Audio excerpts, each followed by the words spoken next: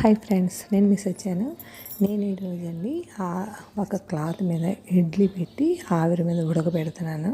ఇది ఎలా ఉంటుందో చూద్దరి. చిన్న గిన్నెలో నీళ్లు వేసుకున్నాను. నేను ముందు సిల్వర్ గిన్నె అంటే మనకు వెడల్పాటి గిన్నె ఉంటాయి కదా, దాని మీద నీళ్లు వేసుకొని పల్చటి క్లాత్, అదేంటంటే మఫ్లిన్ క్లాత్లు ఉంటాయి కదా, మనం ఇవి పన్నీర్కి అది చేసుకుని మఫ్లిన్ క్లాత్లు ఉంటాయి కదా, దాంతో నేను ఆ గొడ్డ చుట్టూరు ఆ గిన్నె చుట్టూరు కట్టేసానండి. ఇలాగ తాడేసి కట్టేసాను.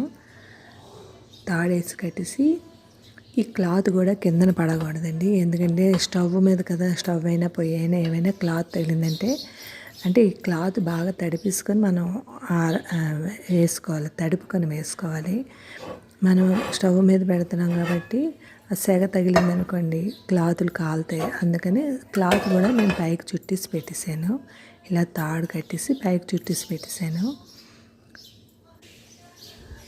ఇలా చుట్టు పెట్టేసుకుంటే మనకి కొద్దిగా భయం ఉండదు, అంటే క్లాత్ కాలుతుందని కూడా భయం ఉండదు. నేను ట్రై చేశానండి, కానీ బాగా వచ్చింది. ఇలా క్లాత్ చుట్టూరు పెట్టేసాక మనం కిందన ఒకసారి స్టవ్ ఆవిరి హైలో పెట్టుకోవాలండి, అంటే నీళ్ళు వేడెక్కాలి. స్టవ్ మీద ఉంటే మనం క్లాత్ చుట్టలేము కాబట్టి ముందు క్లాత్ అది చుట్టేసుకొని మనం స్టవ్ మీద పెట్టుకోవాలి. అది హైలో పెట్టుకొని ఒకసారి హైలో వేడెక్కుతాయి కదా, కొద్దిగా ఆవిరి వస్తుందండి మనకి. కొద్దిగా వేడెక్కాక నీళ్ళు, అప్పుడు మనం దీని మీద ఇడ్లీ రుబ్బు వేసుకోవచ్చండి. ఇడ్లీ రుబ్బు మనం ఇలాగ వేసుకోవచ్చు. దీని మీద ఆవిరి వేడెక్కాక మనకి ఇడ్లీ రుబ్బు వేసుకోవాలి. మనకి ఎంత సైజు కావాలంటే అంత సైజు వేసుకోవచ్చు. నేనైతే 4 గరిటెలు 3 గరిటెలు వేసుకున్నానండి.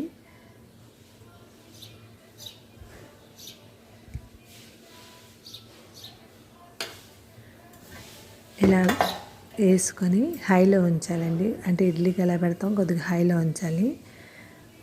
పెట్టి మూత పెట్టేసుకోవాలండి. మనకి ఈ మూతలు ఉంటాయి కదా, ఆ మూత వల్ల మనకి ఆవిరి కూడా బయటకు పోతుంటుంది కన్నం ద్వారా.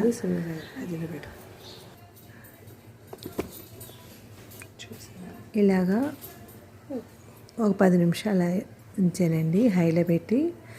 మళ్ళీ సిమ్లో కూడా ఒక 2-3 నిమిషాలు ఉంచాను, ఎందుకంటే ఆవిరి కొడకాలి కదా. కింద నీరు అయిపోయాయి అనుకోండి మళ్ళీ మాడిపోతాయని.